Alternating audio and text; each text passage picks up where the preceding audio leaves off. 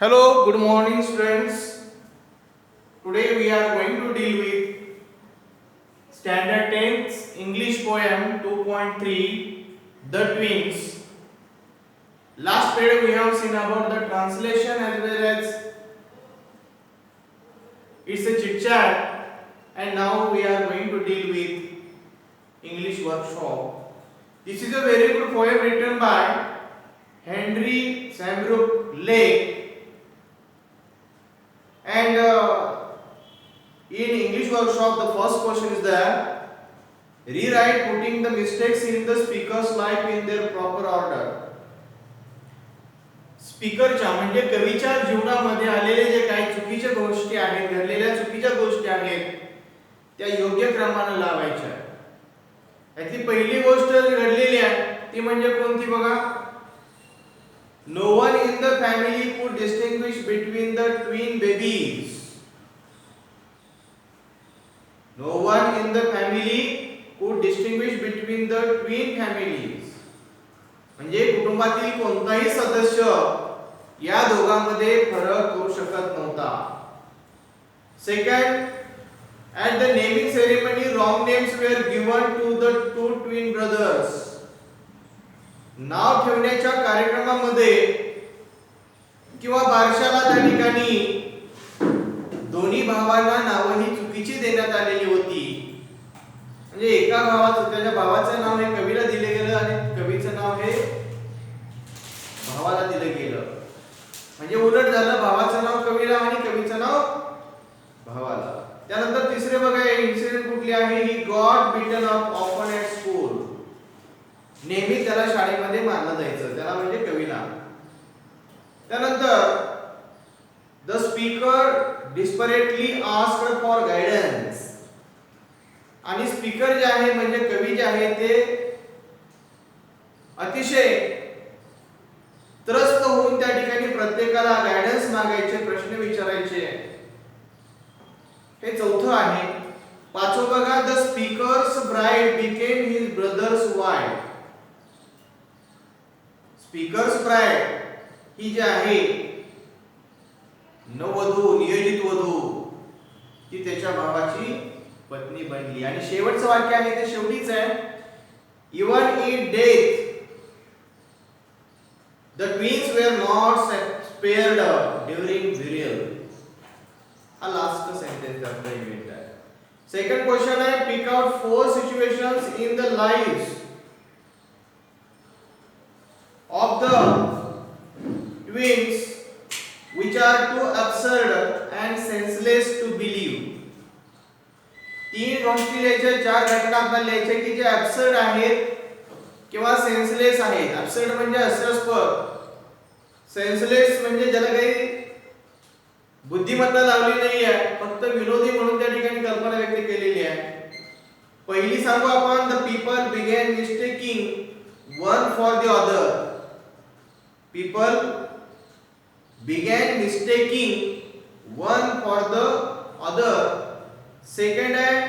Speaker intended bride became his brother's wife. Speaker's intended wife or intended bride became his brother's wife. Third आहे. While Christian their names were changed. त्यानंतर when the speaker died the neighbors came and buried his brother John. Third question is complete the wave diagram. Poet uses humor too. कवीने या कवितेमध्ये humour वापरलेला आहे, विनोद वापरलेला आहे. का वापरलेला आहे तर दोन दिलेले आहेत. क्रिएट लाफ्टर आणि रिड्यूस बोर्डम. अजून आपण लिहू शकतो to entertain readers. Entertain readers किंवा to create good mood, make readers happy, to have a sense of humour. अशा पद्धतीने आपण हा वेब चार्ट पूर्ण करू शकतो. त्यानंतर बी आहे. Write any 2 lines from the poem that you find most humorous. दोन कोणत्याही ओळी जास्त ह्युमरस म्हणजे जास्त विनोदी वाटतात तर तुम्ही लिहायचे, तुम्ही कुठलीही लिहू शकता. मग ते शाळेमधील गोष्ट असेल किंवा नाव चेंज झालेलं असेल बारशीच्या वेळेस, किंवा त्यांची इंटेंडेड जी ब्राईड आहे ती त्याच्या भावाची वाईफ झाली हे सांगू शकाल, किंवा लास्ट सेंटेन्स आहे when I died the neighbours came and buried brother John, हे तुम्ही लिहू शकता. त्यानंतर pick out lines that contain alliteration, pun and hyperbole. आता यामध्ये आपल्याला अलंकार दिलेले आहेत, अलंकाराचे नाव alliteration, pun आणि hyperbole, त्याची उदाहरण आपल्याला लिहायची. आता सुरुवातीला alliteration चे उदाहरण बघूया. in form and feature, face and limb, यामध्ये alliteration अलंकार आलेला आहे. alliteration म्हणजे आपण माहित आहे की एकापेक्षा जास्त शब्दांचं पहिलं अक्षर सेम असतं, ते आपण alliteration म्हणतो. as we were being washed, याच्यामध्ये पण ह्या एक्झाम्पल मध्ये सुद्धा बघा w लेटर रिपीट झालेला आहे. त्यानंतर it puzzled all our kith and kin, k letter repeat होत आहे म्हणून alliteration. पण our close resemblance turned the tide,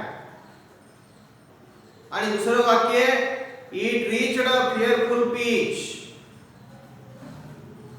त्यानंतर हायपरबोलचे example and when I died the neighbors came and buried brother John, for somehow my intended bride became my brother's wife.